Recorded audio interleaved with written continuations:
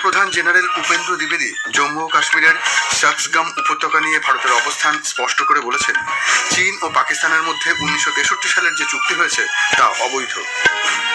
কেন্দ্রীয় স্বরাষ্ট্র ও সমবায় মন্ত্রী অমিত শাহ বলেছেন, জৈব প্রযুক্তি ক্ষেত্রে ভারতের অভূতপূর্ব অগ্রগতি হয়েছে এবং এটি দেশের জন্য বিশাল সম্ভাবনার দরজা খুলে দিয়েছে। সরকার জানিয়েছে, লজিস্টিক ক্ষেত্রে সাম্প্রতিক বছরগুলোতে উল্লেখযোগ্য অগ্রগতির জেরে এক্ষেত্রে খরচ জিডিপির মাত্র 7.97% নেমে এসেছে। সরকারি হস্তক্ষেপের পর ব্লিঙ্কিট, জেপ্টো, জোম্যাটো এবং সুইগির মতো শীর্ষস্থানীয় ডেলিভারি সংস্থাগুলি 10 মিনিটে ডেলিভারির প্রতিশ্রুতি প্রত্যাহার করতে সম্মত হয়েছে। ইন্ডিয়া ওপেন ব্যাডমিন্টন প্রতিযোগিতা আজ নতুন দিল্লিতে শুরু হয়েছে।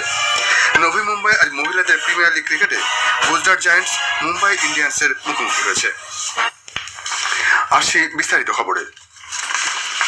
সেনাপ্রধান জেনারেল উপেন্দ্র দ্বিবেদী জম্মু ও কাশ্মীরের চাকসগাম উপত্যকা নিয়ে ভারতের অবস্থান পুনরায় স্পষ্ট করেছেন।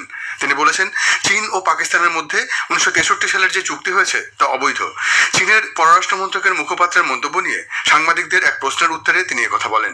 জেনারেল দ্বিবেদী আরও বলেন, ভারত চাকসগাম উপত্যকায় যে কোনো ধরনের কার্যকলাপকে সমর্থন করে না। চীনের সঙ্গে প্রকৃত নিয়ন্ত্রণ রেখা বরাবর পরিস্থিতি স্থিতিশীল থাকলেও সেখানে সবসময় সতর্ক নজরদারি চালানো জরুরি বলেও তিনি জানিয়েছেন।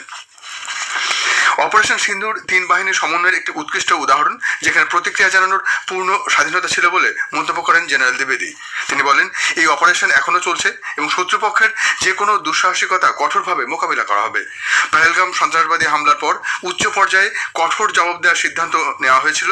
সেনাপ্রধান বলেন, অপারেশন সিন্দুরের মাধ্যমে গভীরে আঘাত করে সন্ত্রাসের পরিকাঠামো ধ্বংস করা হয়েছে এবং দীর্ঘদিন ধরে চলে আসা পারমাণবিক হুমকির কৌশলকেও ভেঙে ফেলা হয়েছে।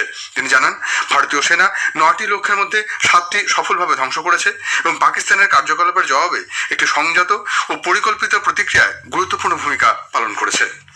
Army-based workshop which played a key role during Operation Sindoor have been reoriented from being repair facilities to research and development cum production-oriented hubs.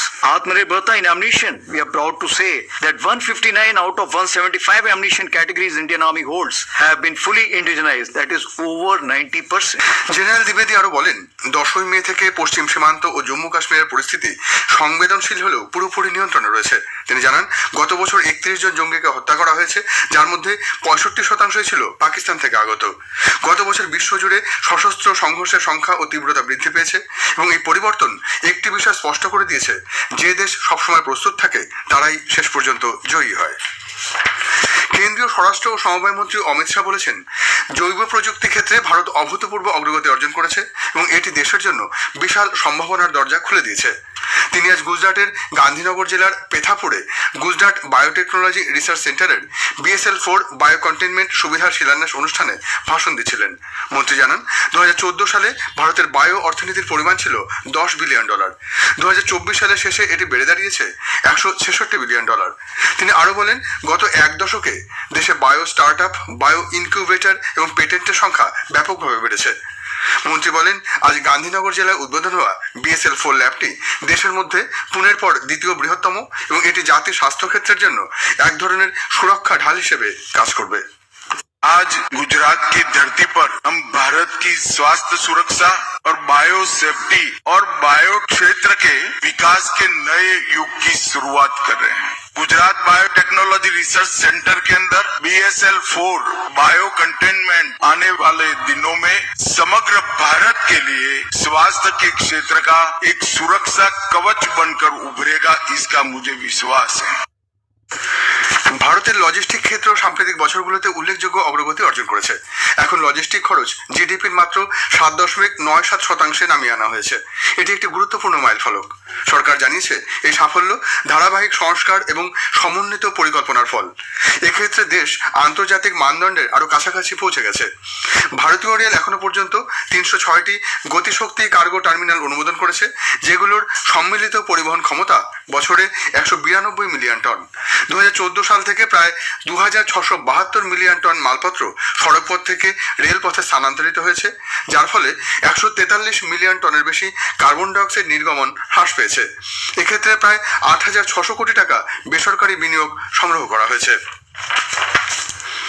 বিকশিত ভারত গ্রামীণ কর্মসংস্থান আইন নিয়ে বিরোধী দলগুলি জনগণকে বিভ্রান্ত করছে বলে অভিযোগ করেছেন কেন্দ্রীয় সংসদ ও সংখ্যালঘু বিষয়ক মন্ত্রী কিরেন রিজিজু। লখনৌতে এক সাংবাদিক সম্মেলনে তিনি বলেন, মানুষ খুব শীঘ্রই এই আইনের সুফল বুঝতে পারবে।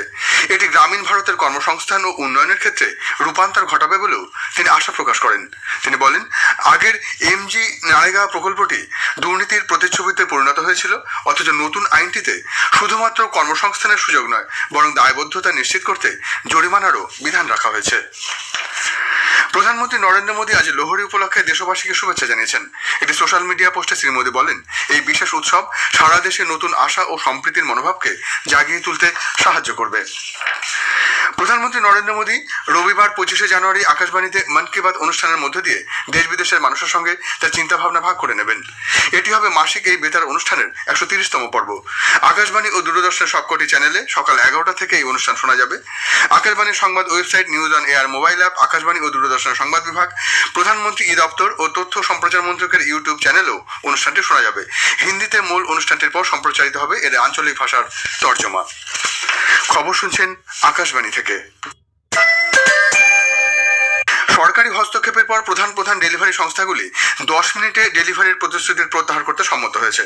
সরকারি সূত্রে জানা গেছে, ব্লিঙ্কিট, জেপ্টো, জোম্যাটো এবং সুইগির মতো শীর্ষস্থানীয় প্ল্যাটফর্মগুলির সঙ্গে একটি বৈঠক অনুষ্ঠিত হয়, যেখানে দ্রুত ডেলিভারি সময়সীমা সংক্রান্ত বিষয় নিয়ে বিস্তারিত আলোচনা করা হয়। এর উদ্দেশ্য হল গিগ কর্মীদের নিরাপত্তা এবং উন্নত কাজের পরিবেশ নিশ্চিত করা। বৈঠকের পর ব্লিঙ্কিট ইতিমধ্যেই তাদের ব্র্যান্ডিং থেকে 10 মিনিটের ডেলিভারির প্রতিশ্রুতি সরিয়ে নিয়েছে। অন্য সংস্থাগুলিও আগামী দিনে এই নির্দেশিকা অনুসরণ করবে বলে আশা করা হচ্ছে। পশ্চিমবঙ্গে নিপা ভাইরাসে 2 জনের আক্রান্ত হওয়ার সম্ভাবনার প্রেক্ষিতে কেন্দ্রীয় সরকার পশ্চিমবঙ্গে একটি যৌথ জাতীয় রোগ প্রতিরোধ দল পাঠিয়েছে।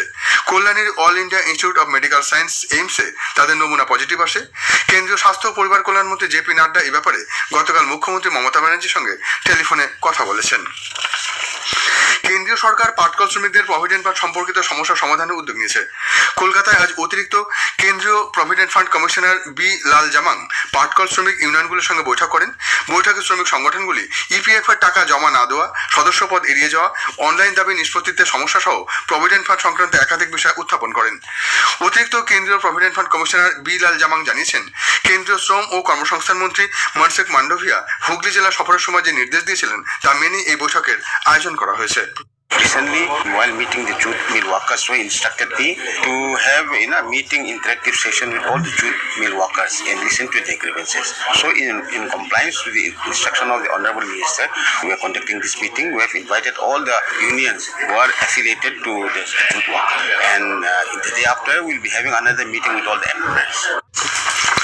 সুপ্রিম কোর্ট আজ পথ কুকুরদের খাওয়ানোর ব্যাপারে ব্যক্তি ও সংস্থার আচরণের প্রশ্ন তুলেছে। শুনানির সময় প্রবীণ আইনজীবী অরবিন্দ দাতা বলেন, এই সহানুভূতি তো মানুষের ক্ষেত্রে প্রযোজ্য। কোনো শিশুর পথ কুকুরের আক্রমণে মারা গেলে তার দায়িত্ব কে নেবে? তিনি পথ কুকুরদের জন্ম নিয়ন্ত্রণের উপর গুরুত্ব দেন। উল্লেখ্য, গত বছরের জুলাই থেকে স্বতঃপ্রণোদিত মামলা হিসেবে এই বিষয়টি শীর্ষ আদালত শুনছে। আজকের প্রসঙ্গ অনুষ্ঠানে আজ শুনবেন বিশেষ আলোচনা, ভারতের প্রযুক্তিগত আত্মনির্ভরতা। মহাকাশ বিজ্ঞানী সব্যসাচী পালের সঙ্গে কথা বলেছেন কল্যাণ লাহা। আকাশবাণী সংবাদ প্রযোজিত অনুষ্ঠানটি শুনবেন আজ রাত 8টায় গীতাঞ্জলি, ডিটিএইচ বাংলা এবং আকাশবাণী সংবাদ কলকাতা সোশ্যাল মিডিয়া প্ল্যাটফর্মে। ইন্ডিয়া ওপেন ব্যাডমিন্টন প্রতিযোগিতা আজ নতুন দিল্লিতে শুরু হয়েছে। পুরুষদের সিঙ্গলসে লক্ষ্য সেন তার সতীর্থ আয়ুষ শেট্টিকে পরাজিত করে দ্বিতীয় রাউন্ডে উঠেছেন। মহিলাদের ডাবলসে গায়ত্রী গোপীচাঁদ এবং তৃষা জলি জুটি থাইল্যান্ডের অর্নিচা জং সাথাফর্নপার্ন এবং সুকিত্তা সুভাচাইকে হারিয়ে পরবর্তী রাউন্ডে উঠেছেন। মহিলাদের প্রিমিয়ার লিগ ক্রিকেটে গুজরাট জায়ান্টস মুম্বাই ইন্ডিয়ান্সের মুখোমুখি হয়েছে। শেষ পাওয়া খবরে জানা গেছে, টসে জিতে মুম্বাই ইন্ডিয়ান্স প্রথমে ফিল্ডিং করার সিদ্ধান্ত নিয়েছে। শেষ করার আগে বিশেষ খবর আরেকবার। সেনাপ্রধান জেনারেল উপেন্দ্র দ্বিবেদী জম্মু ও কাশ্মীরের শাকগাম উপত্যকা নিয়ে ভারতের অবস্থান স্পষ্ট করে বলেছেন, চীন ও পাকিস্তানের মধ্যে 1963 সালের যে চুক্তি হয়েছে তা অবৈধ। কেন্দ্রীয় স্বরাষ্ট্র ও সমবায় মন্ত্রী অমিত শাহ বলেছেন, জৈব প্রযুক্তি ক্ষেত্রে ভারতের অভূতপূর্ব অগ্রগতি হয়েছে এবং এটি দেশের জন্য বিশাল সম্ভাবনার দরজা খুলে দিয়েছে।